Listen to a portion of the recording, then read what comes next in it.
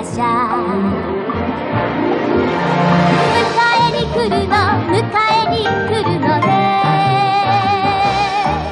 誰かが私を連れて行くのね白い花の道へ風のふるさとへ連れて行くのね連れて行くのね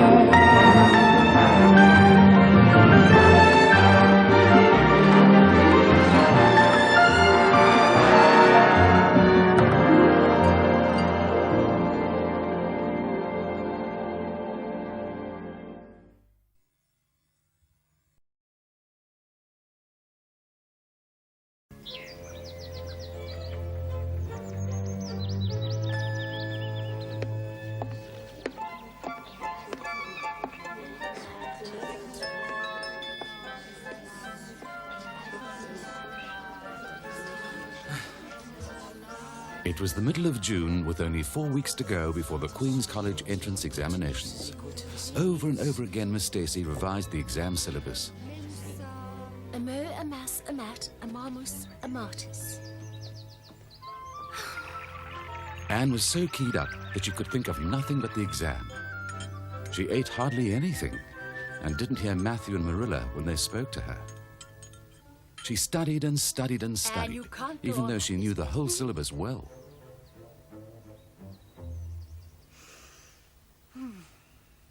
Today I shall tell you your test marks. They'll give you a pretty good idea of how you're going to do in the real examination. But I must say, boys and girls, that you really have worked very well, every one of you.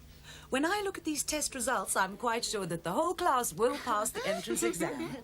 Yes, sirree. Avonlea School will be proud of you one day. But to avoid disappointment, there's something I'd like you to promise me today, boys and girls. I don't want any of you to open a book during the exams. No last-minute revising. You've worked hard and you've learned enough. You may have a few gaps in your knowledge, but you will never fill them at this late stage. I want you to take it easy now, get plenty of sleep, go for walks, and leave your school books alone. In any case, I'll be around during the period of the exams. All right. Come up and collect your test results. Josie Pye, Anne Shirley. Yes, Miss Stacy. Yes, Miss. Here, Josie. And yours, Anne. Moody Spurgeon Yes, and miss. Charlie Sloan. Yes, miss. Happy with your results, Anne? Well, sort of. Ruby Gillis. Here. Jane Andrews. Yes, Miss. Gilbert Blythe. Miss? Number 13?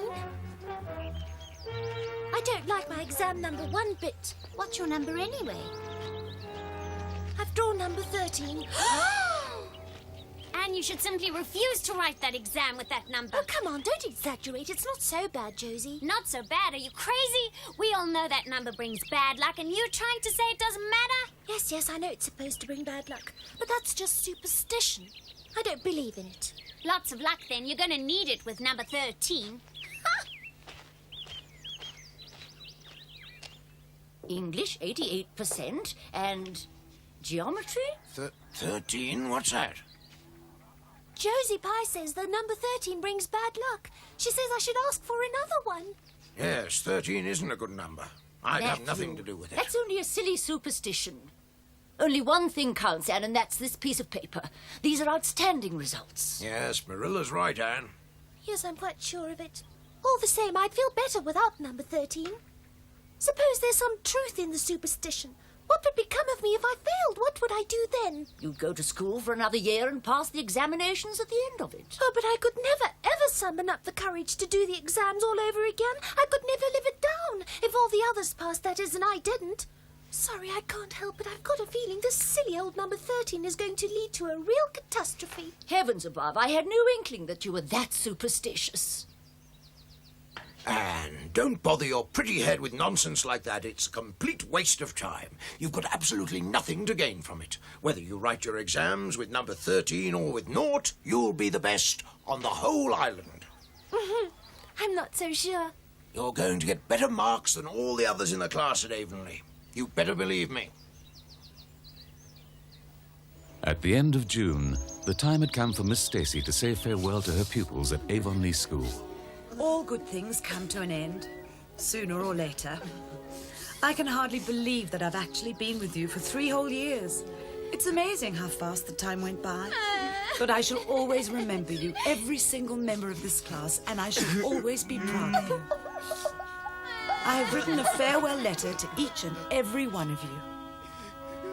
Miss Stacy's goodbye speech was much shorter than the address given by Mr. Phillips before his departure 3 years previously. But before she had finished, the handkerchiefs of the boys and girls were sopping wet. Tommy, please step forward. That's for you. Read it later. Now listen, don't you go giving up your insect studies. Do you hear, Tommy? Yes, I promise. Diana Barry? Yes, Miss Stacy.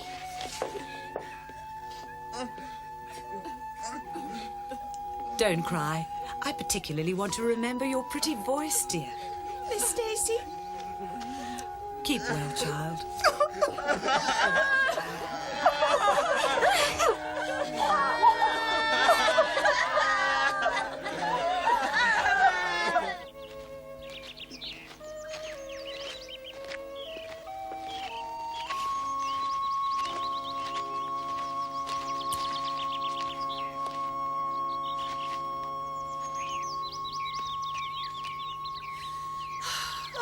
Somehow I feel as if we've come to the end of the world. Diana, it's much worse for me. You can at least come back to Avonlea when the holidays are over. But I'm leaving here forever. I shall never sit in that good old schoolhouse again in my whole life. If I'm lucky enough to pass my exams, that is, Diana. Things will never ever be the same again. Miss Stacy will be replaced by some strange teacher, and Ruby's going, and Jane, and you, everybody. I'll have to sit by myself for the rest of my school days. In any case, I shall tell the new teacher I want to be alone. It actually makes me sick when I think about it. Some stranger sitting on the bench next to me in your place.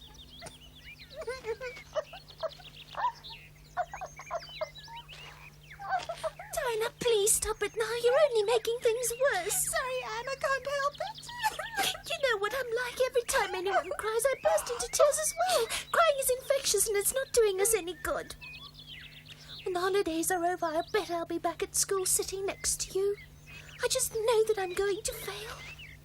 I'll never make it. I know I'm bound to fail. Why do you say that? You got high marks. You were top of the class in Miss Stacy's tests. Yes. I was feeling completely relaxed for those exams. I wasn't nervous at all, but when things get serious, then my nerves are terrible and I always let myself down. And apart from that, I'm number 13. You're not serious. Oh, Anne, it's such a pity that I can't go with you. We could go out every night dressed up in style and have lots of fun together. Or maybe not.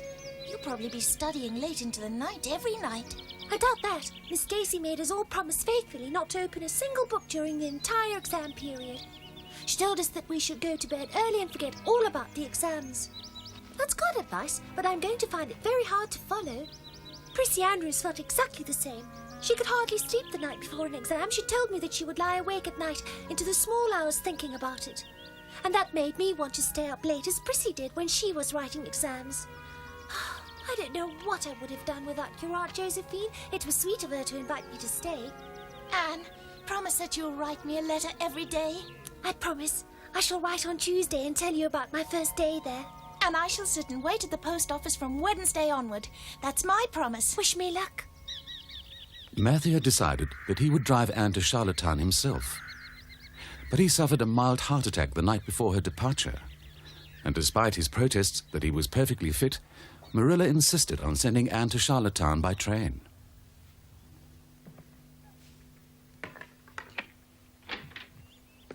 Right, now I'm packed. Anne, something's come up, a change in plans. One of the cows is sick and Matthew dare not leave her. So I'll drive you to Carmody and you can take the train to Charlottetown from there. Oh, that'll be fine. I'm sorry, Anne. Especially on such an important day. Well, if there's no other way around it, you'll have to stay.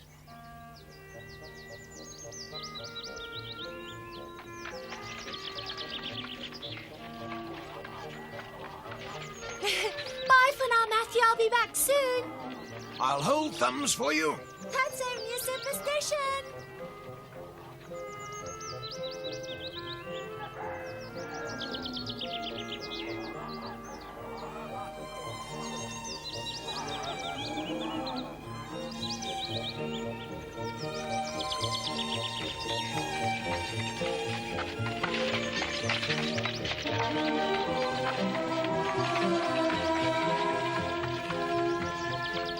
It's been a long time since we went out in the buggy without Matthew.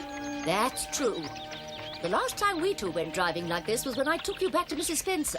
That must have been about 4 years ago, I suppose. All that seems so unreal to me now. When I look back to those days, they seem like a dream. Did you notice how Matthew was today? Don't you think he was looking awfully pale? Well, he's not getting any younger. And besides, he was very disappointed that he couldn't drive you to Charlottetown himself. He'd had his heart set on it, actually. I know. Even if it's only to please Matthew, I simply have to pass. And I must do it well. I don't think I'll get top marks, but I'll do my best to get near the top. Please, Anne, promise me that you won't take this exam business seriously. It's not a matter of life and death, you know. If you fail this time, you can always write again next year. I can imagine very well what you're going through. If I were in your place, I wouldn't remember a thing. But then, you're an entirely different kettle of fish. Thanks, Marilla.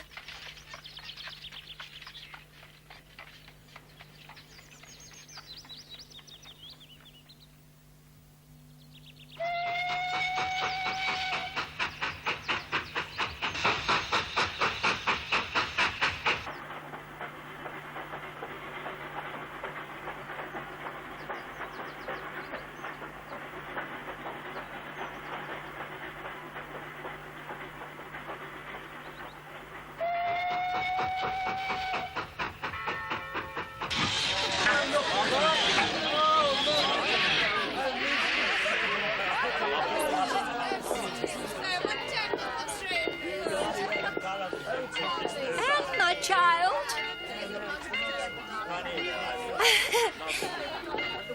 I'm really sorry to be such a nuisance to you. Nuisance, Anne? I'll pretend I didn't hear that. I was just a little taken aback when I got the telegram. At first I thought that it was you who'd taken ill suddenly. No, it was one of Matthew's cows. That's why he couldn't bring me himself. Oh, poor animal. Anne, how would you like to take a detour past the college on our way home? Yes!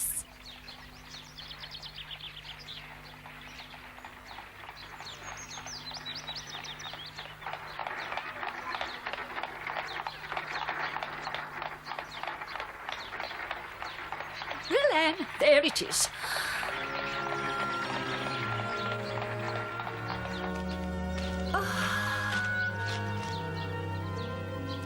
I hope you like it. From September, you'll be spending a lot of time there. I had no idea that a college could be so beautiful. You must let me know if you need any help during the examinations. Miss Stacy promised me that she'd come. I don't know if they'd let 2 people into the building. That's my bad luck, but I'll be there at the farewell party, whether you like it or not. That goes without saying. Although the chances are that it might turn out to be a very sad party, you know. Anne, it's going to be a very joyful celebration. I'll bring you good luck.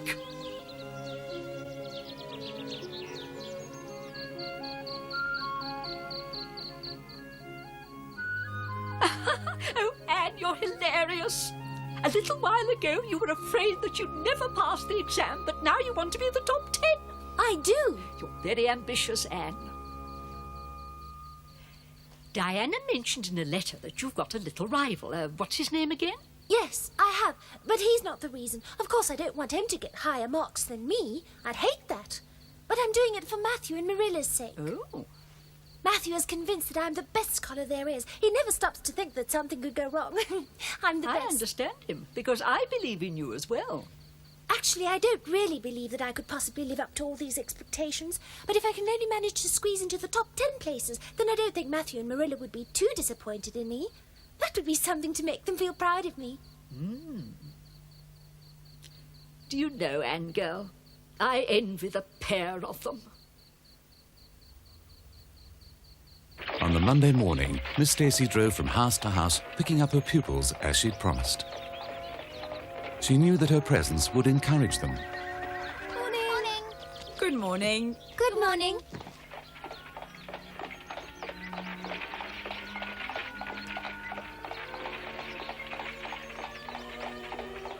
Anne, touch my hand, will you? It's as cold as ice, Ruby. What's the matter? You should be worrying about yourself, Anne. You've gone as white as a sheet. Did you get any sleep at all last night? I did. I slept like a log, Josie. I don't believe a word of it. If you're as weak as you look, then you'll fail the exams, lock, stock and barrel. Let me tell you something, Josie. You don't look too good yourself. Breathe deeply, girls. That's very good for shattered nerves. Breathe in, breathe out. That's the way.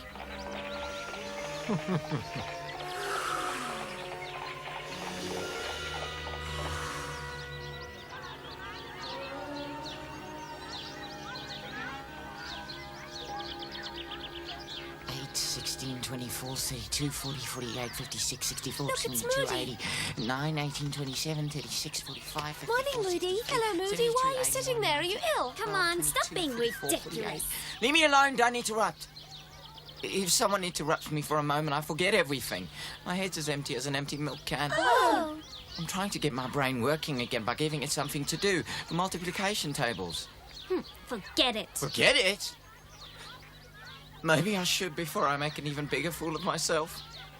At 3, 6, 9, 12, 18, 21, 24, 27, 30, Good 33, morning, Moody. 36, 30... Who's got a smile for me today? Moody, what's wrong? Have you got a tummy ache? No, Miss Stacey, I'm fine. Don't weaken, boys and girls. The worst thing you can do is make yourself sick with worry. Yes. Let's do some exercises. That'll take your minds off the exam.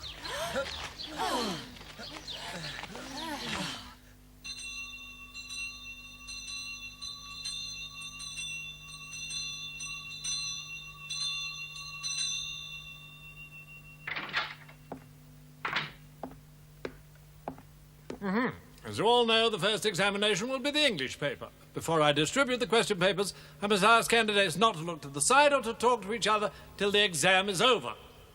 The English exam took up the whole morning, and in the afternoon came the history paper.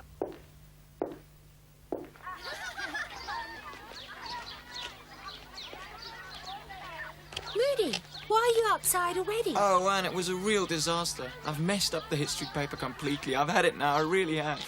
It was very difficult for me too. I'm sure I got all my dates mixed up. Good grief, you too? Well, that's some consolation. It's obvious that I'm too dumb to be a preacher, so I'll have to take the first train home tomorrow. I'm a terrible disappointment to my parents, I'm afraid. Nonsense, Moody. You'll stay here until it's all over. It wouldn't be fair to Miss Stacey if you dropped out now.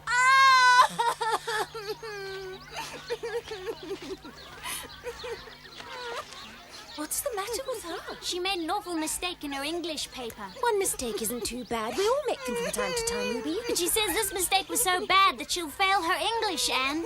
Heavens above, Ruby, what's the matter? Miss Stacey, I've got it. But, Ruby, all the others are bound to have made mistakes as well as you. You should put it behind you now and concentrate on tomorrow's paper. And the same applies to the rest of you. Gather strength for tomorrow. Run and fetch Gilbert, Jane and Charlie. Miss Stacey took us to town and bought huge ice creams for everyone. Then we sat on a bench in the park to eat our ices, and we all began to relax. It was really nice.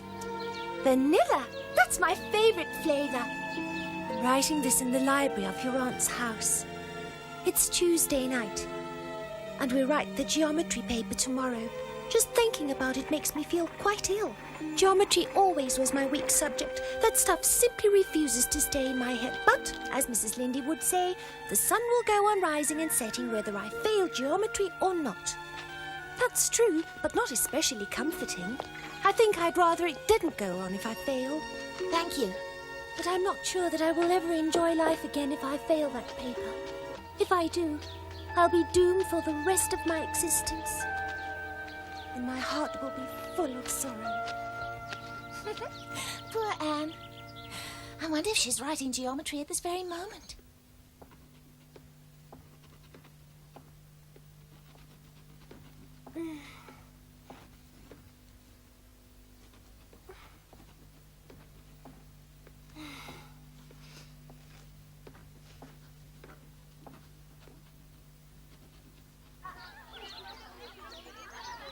doesn't matter. You always get such high marks in the other subjects, Anne. Geometry won't lower your average much. Wait for me, Charlie. How did you get on? Not too bad, I reckon. Except for question 4. You're quite right. I took some time to puzzle that one out. When I finally solved it, I could have kicked myself. It was I'm going to go and ask Gilbert. The triangles Gilbert, DBR did and you get DX... question 4 to work out? I couldn't manage it myself, and I was wondering how you did it. I heard you say it was easy, and I thought I'd... She actually wrote 3 long pages to me. I wonder when she found the time to write. Poor thing, she's been so nervous from thinking about the exams constantly that she couldn't sleep. So she passed the time by writing to me. Dear Diana, when the exam papers were handed out, my hands suddenly went cold as ice. Ice cold. My head fairly whirled around as I picked mine up. For just one awful moment, Diana, I felt exactly as I had 4 years ago when I asked Marilla if I might stay at Green Gables, and then everything cleared up in my mind. Then my heart began beating again. I forgot to say it had actually stopped altogether. For I knew I could do something with that geometry paper, and I began to work on the first question. Poor old Anne. At last, on Thursday evening, the examinations were over. I don't feel bad, but the whole thing seems such a letdown now that it's over. The Avonlea pupils said farewell to Miss Stacy and thanked her from the bottom of their hearts. She'd helped them all a great deal by being there during the exams. On Friday morning, Anne said goodbye to Miss Josephine Barry and took the train back to Carmody. Matthew was waiting for her at the station. Matthew, I don't have the nerve to go through all that again. Welcome home, Anne. Welcome home. Diana, how lovely to see you. I'm so glad you're back. I missed you so much. It felt as if you'd been gone for years, and the time went by so slowly. Welcome home, child. Oh, Marilla, I'm so happy. I can't imagine a nicer place than Green Gables. It's simply the loveliest place in the whole wide world. Anne, tell us, how did the exams go? Not bad. Better than I thought. Except for geometry. I don't know whether I passed or failed that paper. But I have a feeling I might have failed. It's my weak spot. Who knows? How did the others do in the exams? Well, for a start, they're all convinced that they failed. Of course, I don't believe a word of it. Josie says the geometry exam was much too easy. She reckons any little child would pass it. But nobody knows exactly. They'll just have to be patient and wait till the results come out. And that's going to take weeks. Anne, how did Gilbert Blythe get on? Him? All right, I suppose. He's as conceited as ever, you know.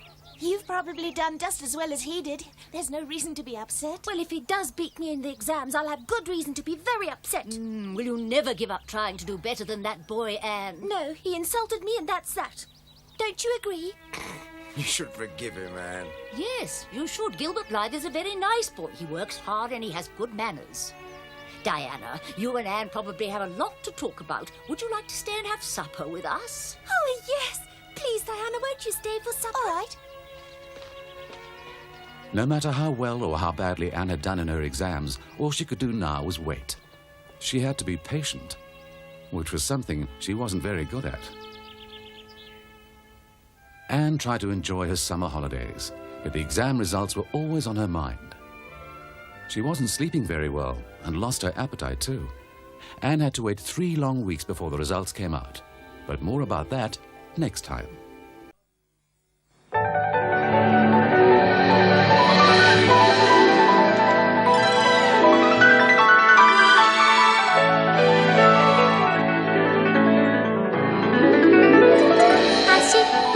走っても終わらない花の波、湖は遠く燃える雲はもっと遠く